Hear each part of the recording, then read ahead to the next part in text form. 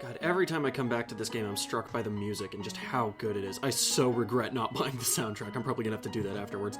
Welcome back to Let's Dissect Undertale. So I'm actually gonna walk back real quick because something happened between recording episodes. Once again, this is getting recorded like the day it goes up. And what happened is someone commented on one of the videos and it's taught me a lesson.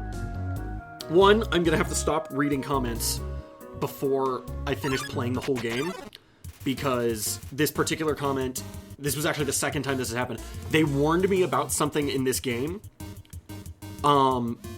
which taints my, first experience of this game. It makes it so that I now know something that the game failed to communicate to me. Because what they were talking about, and this is issue number 2, is something that I'm actually holding against the game now. So, Vegetoid comes out of the earth, and there's that other guy, obviously. So here's the thing. In the last episode, it mentioned the thing about having a yellow name versus a white name, and whether or not you could perform mercy on them, and so on and so forth. What the game failed to mention is where that is supposed to show up. Was it supposed to show up when these two showed up? Like when it said Vegetoid came out of the earth? For instance, if I go back. Right here. Okay, so is the name supposed to be yellow here? Or is it supposed to be here? Or when? And I now know the answer because when I read that comment, I ended up watching my own video and caught the difference. And I'm gonna show you real quick. Okay, see how its name turned yellow now? When I was playing earlier, especially against only one enemy, I would have never noticed that, because it goes here, it's white, which is where I was looking for it, by the way. And then you go to here, especially since I didn't select it, it looks like this is just it being highlighted. Now, obviously, there are ways to tell that it's not. As soon as I move off of it, its name is still yellow, and stuff like that. But that's such a subtle difference. I actually don't know if I ever would have caught it, except for that one comment. Which is why I'm not reading comments anymore, because it's fucked with the way I interact with the game. And, I actually think that's a thing against the game, because there's a rule in, oh, so he has to be on his own, that's what it is. Oh, he's just really susceptible to peer pressure, that's hilarious! See, so now his name is yellow, so now I know I can mercy him. Okay, and see, if it comes up, spare is now yellow, I can use it. But see, again, it's this rule in game design. When you're writing your instructions, you have to write them as though you're speaking to the dumbest people in the world. Because sometimes you are, but what it's actually about, it actually has nothing to do with the presumed intelligence of your audience or your players. What it actually has to do with is not everyone interprets information the same way. You can I know this from painful experience playing board games with my family. A card that is very, very obvious what it does to me is gibberish to them. They just cannot fathom what the hell the card is trying to tell them. They'll fuck up the rules unless I'm there. And to me, I'm like, guys, everything you need to know is on this card, but, you know. Interesting how there's a sign up there that I can't read. But, so I'm actually going to hold it against this game. That's a mark against it, because the way they wrote it did not clarify what the hell they were talking about. They're like, the name needs to be in yellow. Okay, the name shows up 6 or 7 times in one fight. When is it supposed to be yellow? This is also largely why I consider Dark Souls to actually not be that good of a game, because it is aggressive in not telling the player very, very important information for no really good reason. Feel free to flock to the comments and tell me why I'm wrong, but you're not changing my mind. Also, before you go to those comments, understand you're talking to a guy who has played through that game 3 or 4 times, multiple times on New Game Plus, because I like the game. I don't think it's all that good. Sorry. Do you smell that? Surprise! It is a butterscotch cinnamon pie. I'm fairly certain no matter what option you pick, she ends up, like, picking the quote-unquote wrong one. I thought we might celebrate your arrival. I'm looking at her portrait in the dialogue box, and she looks happier than she does in her character model. That's interesting. I want you to have a nice time living here. So I will hold off on snail pie for tonight. Here, I have another surprise for you. Very presumptuous that I'm going to be living here. Can I not get back up to the surface? Well, everyone knows the first rule of gameplay. Not game design, but gameplay. Go the other way. Because that's where the treasure is. See? Look. Oh, that's adorable. But there's books. That's totally treasure. Trapped behind the barrier and fearful of further human attacks, we retreated. Far, far into the earth we walked, until we reached the cavern's end. This was our new home, which we named Home. As great as our king is, he is pretty lousy at names. That was supposed to be a David Attenborough impression, but I'm terrible at being David Attenborough. The fire isn't burning hot, just pleasantly warm. You could put your hand inside. I'm trying to put my hand inside, but it won't let me. Oh, this music's so pretty and genteel. Genteel? Gentle? I don't know what the hell I was trying to say. Hello, pie. I'm not going to eat your pie. For some reason, there is a brand-name chocolate bar in the fridge. Also, there's a fridge. Where the fuck are you getting the electricity to power this from? Or running water? I'm actually fairly certain that's going to get answered later in this game. Alright, let's go talk to Toriel. After we go down these stairs.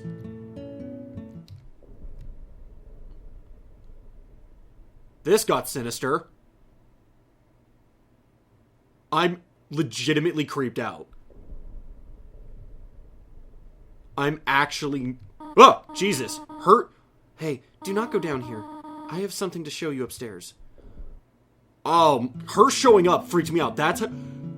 Holy shit. I'm gonna pace back and forth so that there's something visual to look at while I talk about this. Let's talk about sound design real quick.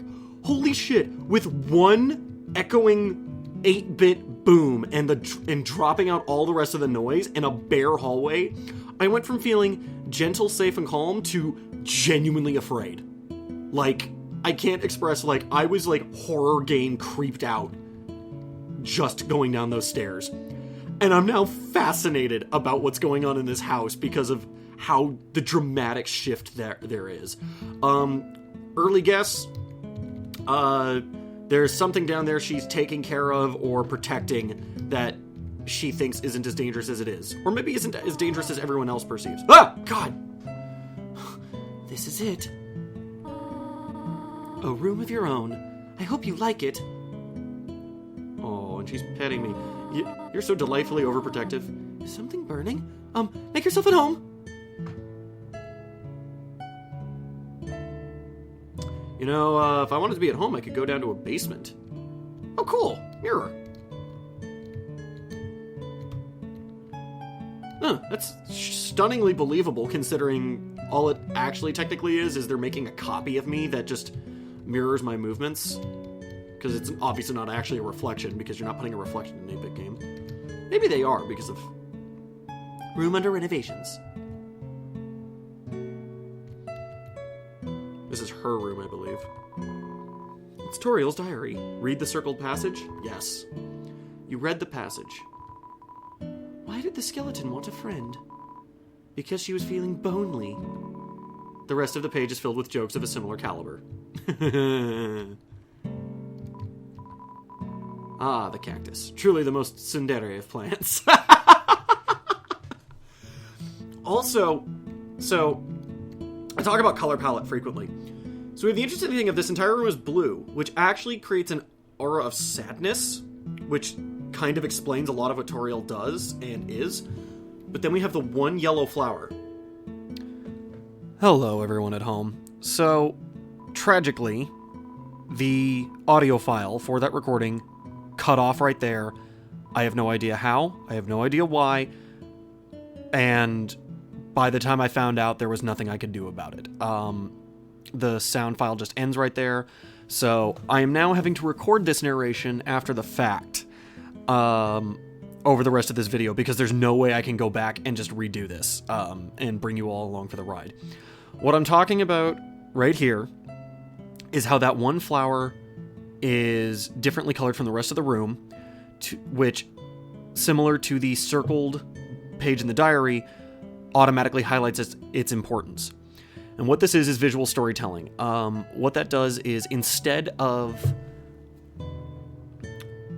telling us through dialogue or being able to interact with it, which, as you saw, I can't interact with it. If I try to, I go up and talk to the bookshelf. What that means is, or as I surmise in that room, that it's important to Toriel. Even if it never comes up in the game, never comes up in the dialogue, never gets said otherwise, that flower clearly means something to her, because that's what the visual storytelling is. That's what the visual language is telling us. Here I am exploring the room, noticing that it's a red angry room. I tried smashing things and I can't, but I also start questioning the fact that there are 2 rooms with 1 occupant. One is clearly meant for a child, and it either means she used to be a child and grew up here, or it means there used to be a child and there isn't anymore, emphasized by the empty frame. I also quote the Ernest Hemingway story, for sale, baby shoes, never worn. I go to sleep, and now I wake up and find this delicious slice of pie that she mentioned earlier. I also briefly wonder about if I could have gone and talked to her in the kitchen instead of going to bed. Knowing what I know now, odds are she would have just sent me in here to go to bed, or just given me the slice of pie, then sent me to bed. Because from what I can see, this game is fairly linear, based off of some things that are going to happen coming up shortly. Here I am wandering around, seeing if anything's changed after I slept. And now we find Toriel. Up already, I see. Still gonna do the voice. I want you to know how glad I am to have someone here. There are so many old books I want to share. I want to show you my favorite bug hunting spot. I've also prepared a curriculum for your education. This may come as a surprise to you, but I've always wanted to be a teacher. Actually, perhaps that isn't very surprising. Still, I am glad to have you living here. I comment on the thing about her face. I like that her face changed. Sorry that this is so much more boring. It's just, there's no way to fix the audio, no way to go back unless I play through the entire game up to this point, and I can't guarantee everything will turn out the same way. I might end up with a different amount of gold. Sadly, this is the better option, as tragically unprofessional as it seems. But basically what I'm commenting on here is she's so sweet and she's so wonderful that I don't want to break her heart, but and I actually did want to know about 72 uses for a snail. And here she does a rather adorable joke, and she's just such a sweet mother character, which everything about her says that. Like I said, the soft curves, the eyelashes, not the curves of her figure, the curves of the character design, the fact that there's no like sharp planes to her head despite being kind of goat inspired. Her shoulders round out, her paws round out, everything about her is round, which is character design language for being safe and soft. The tabard she's got looks very much like a sundress, like a house dress, but as we're about to see, it also kind of has a sort of like clericy feel. What I discovered there was you have to at some point ask her, how do I leave the ruins? And she's like, I have to do something elsewhere. Please stay here. And she bolts off. And this is me. Oh God, I don't even remember what I was saying here. I really wish I did, but I'm sure it was insightful and genius, and you should all be very proud to have me as your guide through this game. This is me checking to see all the places she could be, see if anything's changed since she was here. Also, I'm now realizing that room under renovations thing is very, very interesting. I was seeing if her diary had changed, like if there was now a passage about me, but it's the same thing. I realize it's the same thing. I can't skip the dialogue faster, although actually I'm now remembering that I could. This is me noticing the red flower amongst the yellow room and commenting on the same stuff as in her room, the visual storytelling, the fact that this flower for some reason means something despite its seeming banality. I go back and I check and see that this flower also is not, like, it blends in with everything else, so it is that flower specifically that matters. And I was just seeing, it's like, maybe it's just, you know, for a splash of color, just to make it so not everything's yellow, but judging by that room and the others, I'm fairly certain it's supposed to be something important to the character at the very least. And I save here, but don't end the episode, as you can see by the runtime. a decision I regret in retrospect, but here we are. You're with me and this narration for the duration of functionally an entire episode. So we walk down, and again, I am trying to do everything I can not to go into the basement. That basement scared the living crap out of me. I don't want to go into the basement. I'm understanding that nothing has changed and that she's probably in the basement, but I'm desperate to see if maybe she's just pensively looking out over the city through this door. Maybe she's in one of the other rooms. Oh, god damn it, she's in the basement. Oh, I don't want to go to the basement. Basement's scary. Genuinely fills me with a sense of dread. I'm afraid of what I'm going to find down there. But I have to go down to the basement. There's finally nowhere else I can go. She's in the basement. I'm going to talk over the dialogue to try and cover everything I cover there. You wish to know how to return home? Ahead of us lies the end of the ruins. I just said I was going to talk for the dialogue and then I didn't. One-way exit to the rest of the underground. I'm going to destroy it. No one will ever be able to leave again. Now be a good child and go upstairs. And I was like, nope, immediately following you. Every human that falls down here meets the same fate. I've seen it again and again. They come. They leave. They die. You naive child. If you leave the ruins, Asgore, will kill you. So I'm going to pause here, because I actually paused in the game, to comment on this little bit of visual storytelling. Several things working right now. The music is terrifying. And that does more to convey a sense of dread than anything else. Like, it adds a gravity to her words that wouldn't have been there if we were still upstairs listening to that pleasant guitar music. I wouldn't have taken her as seriously as I am in this hallway listening to this music. We also learn... So, first off, this character's name has the word gore in it, which is inherently unsettling, but also the fact that his name is Red. We've seen white and yellow names so far. White and yellow are more neutral colors, and yellow means caution, but not necessarily danger. Her name shows up as Blue, which is supposed to be safe, and a little bit sad, which tells us a lot about her character, and is very much accurate. But Red, the fact that this character's name is Red, instills fear, instills dread, and again, tells us something about this character. I'm assuming it's a he, and I think she says it's a he, and that's why I'm saying that. I very much get the sense he is an angry, dangerous individual, just off of the color of the name they used. Also, I'm reading her lines as kind of flat and dead because her facial expression implies that's how they're supposed to be read. Like, she's coming to terms with the decision she's making, but I'm just blown away by the little things. Also, I wanted to comment that the music is doing such a fantastic job, but it's something that never gets noticed, because soundtrack is one of those things, when it's doing its job properly, you never know. You'll never notice it's there. And it's such a shame because this soundtrack is so good, and setting the mood is such a difficult job to be unintrusive yet omnipresent. And this is me commenting, I'm probably going to have to boss fight her shortly. And also contemplating the fact that I probably could, like she just suggested, go back up to my room. However, based off of the dialogue I just had with her, where I had to keep... eventually I had to ask her how to leave the ruins and move the plot forward. I gather that this is one of those RPG things where I could go back up to my room and it won't matter because the game will just wait for me to come down and talk to her, because it's linear, and it's one of those things where if I don't come down here, there is no game and there's no story. Narratively, this game is pushing me down one direction so far. So I follow her to this moment. You want to leave so badly? You're just like the others. There is only one solution to this. Prove yourself.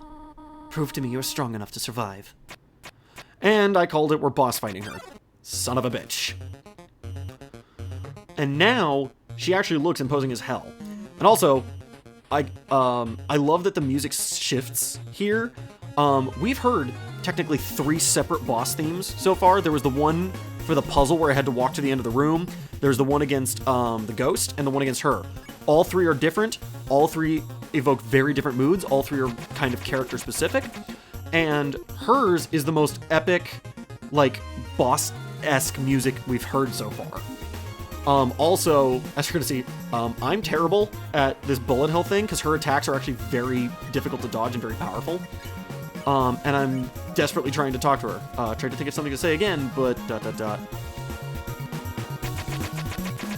Alright. Alright, now we have this bullet hell thing. I've kind of figured out the pattern this time, but I forgot that they bounce. Toriel's acting aloof. And I'm desperately at this moment looking for anything to do. Ironically, talking does not seem to be the solution to the situation. Once again, kudos to this game for using ironically in the proper context. That is actually what ironically means. So many people use it wrong, and what it means is the opposite of what you'd think, in that the lady who told us to talk, the one who taught us the talking mechanic, is the one I can't talk to.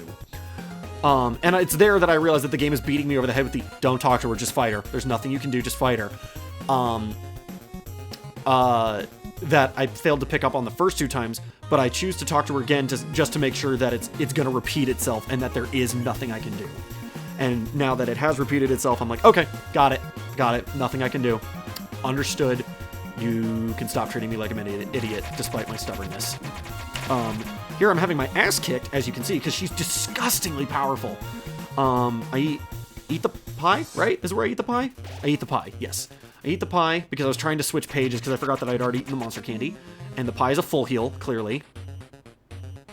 And actually I'm realizing something ironic that I hadn't noticed before. So I equip the toy knife, and it's gonna show it in a second here.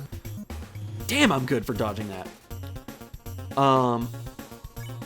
And I love that all of her body language that they're describing through the text boxes adds to the gravitas of the situation. But yeah, I find it funny that the toy knife does more damage than a stick, because I'm pretty sure in real life, stick would hurt more. Like a good heavy stick does a lot more. Here I'm having the crap kicked out of me. But, wow, yeah, and so I'm finally hurting her for the first time ever. Oh, man, I'm just taking so much damage. I'm down to 1 health. And, alright, yeah, I don't have any more items. I can't heal.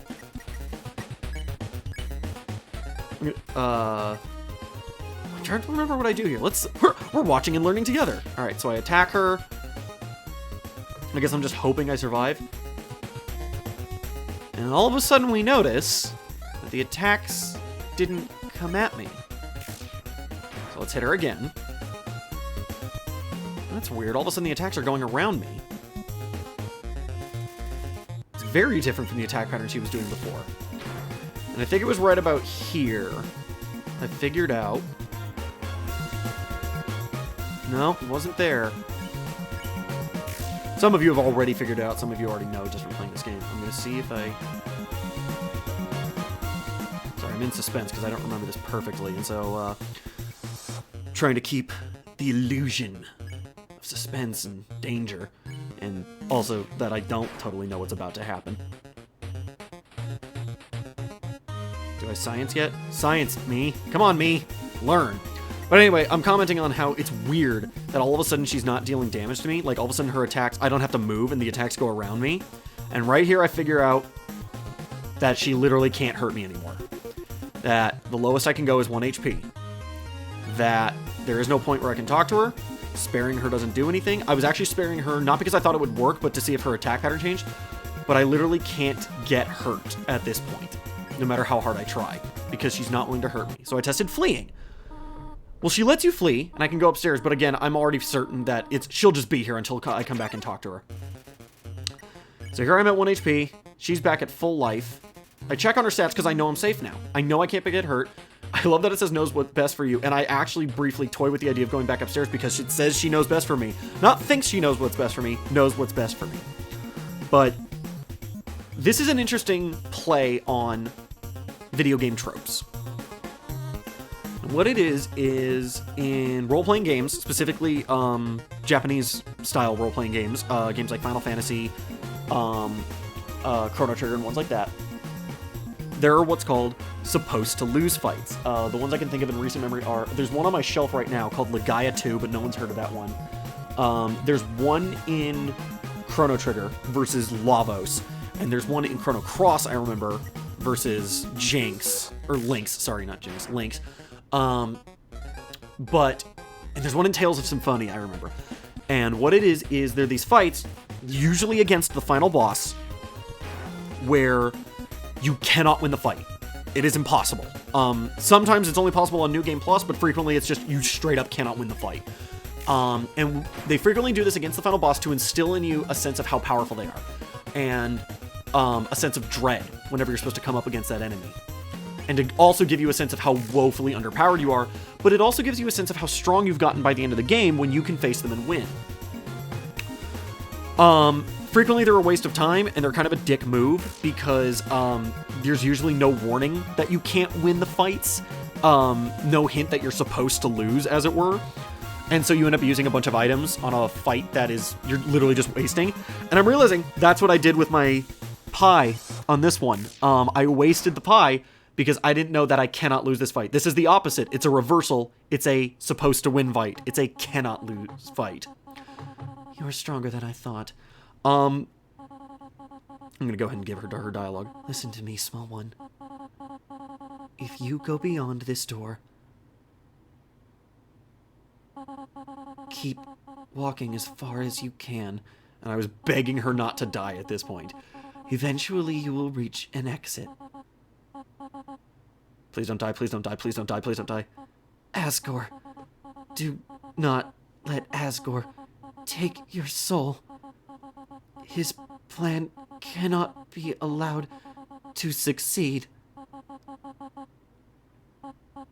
Be good, won't you, my child?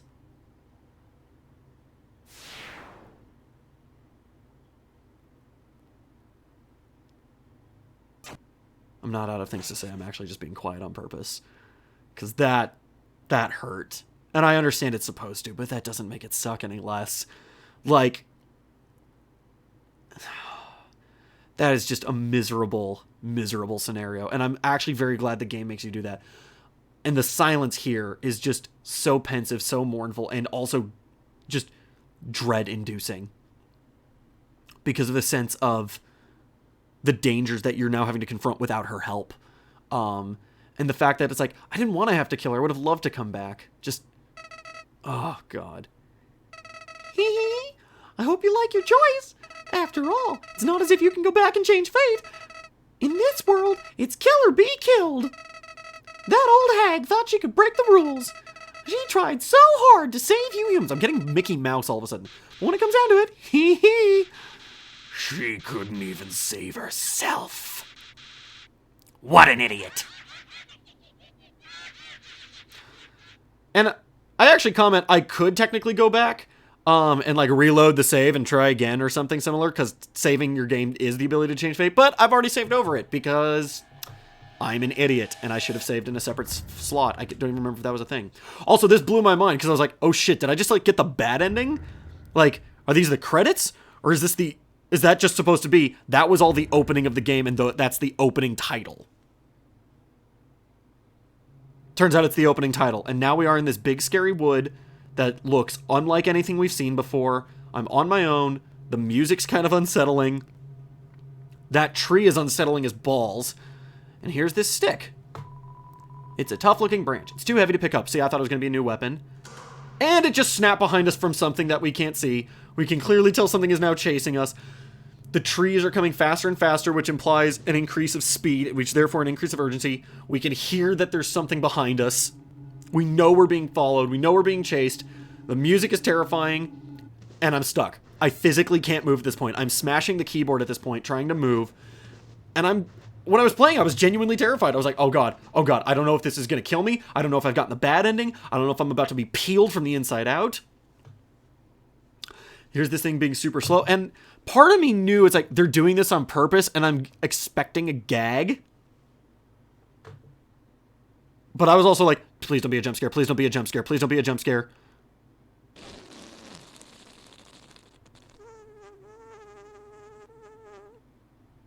And it's a whoopee cushion. The old whoopee cushion in the hand trick. It's always funny. Anyways, you're a human, right? That's hilarious. I'm Sans. Sans the skeleton. I'm assuming as in Sans skin. That was my guess. I'm actually supposed to be on watch for humans right now, but, you know. I don't really care about capturing anybody. No, my brother, Papyrus, he's a human hunting fanatic. Hey, actually, I think that's him over there. I have an idea. Go through this gate thingy. Yeah, go right through. My bro made the bars too wide to stop anyone. I'm mostly doing the voices because I was doing the voices during the original playthrough, and otherwise we're going to be here in silence for a long time. Go hide behind that conveniently shaped lamp. What's up, bro? You know what's up, brother. It's been 8 days and you still haven't recalibrated your puzzles. You just hang out around outside your hang out around outside your station. What are you even doing? Staring at this lamp. It's really cool. Do you want to look? No! I don't have time for that! What if a human comes through here? I want to be ready. I will be the one. I must be the one. I will capture a human. Then, I, the great Papyrus, will get all the things I utterly deserve. Respect, recognition. I will finally be able to join the Royal Guard. People will ask to be my friend. Friend? Question mark? I will bathe in a shower of kisses every morning. Maybe this lamp will help you. Sans! You are not helping! You lazy bones! All you do is sit and boondoggle! You get lazier and lazier every day! Hey, take it easy. I've gotten a ton of work done today. And I was questioning why the ton is in yellow. A skeleton. And now I learned why it's in yellow. Sans! Come on, you're smiling. I am and I hate it! Why does someone as great as me have to do so much just to get some recognition? Wow, sounds like you're really working yourself down to the bone.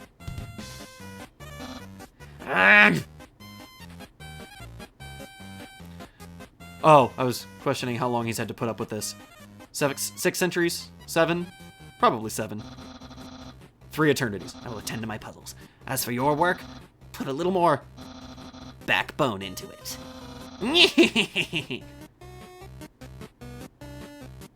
I fucking love the writing in this game. Okay, you can come out now. I have free control at this point, and I'm wandering around. You gotta get going. He might come back. And if he does, you'll have to sit through more of my hilarious jokes. I like his jacket. I know I said that in the original. I want to get that in here now. I like his jacket.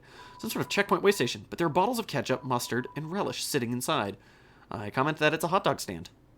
Just here in the forest. Just conveniently shaped lamp. Nothing to see here. Actually, hey, hate to bother you, but can you do me a favor? I was thinking, my brother's been kind of down lately. He's never seen a human before, and seeing you might just make his day. Don't worry, he's not dangerous. Even if he tries to be. Thanks a million. I'll be up ahead. I got confused about which direction ahead is. And here we are at the save point. Ugh, so sorry for this after-the-fact narration. I really wish I knew what went wrong, because the sound, as I was recording, there were no issues. It's just the sound file for some reason cut itself off, and nothing I could do about it. Also, I like that it's called Snowed In. But yeah, here we are, almost 2 hours into the game. Thank you so much for joining us so far. And I say us. By us, I mean me and this microphone. Hello, microphone. And I'll see you next time on Let's Dissect Undertale.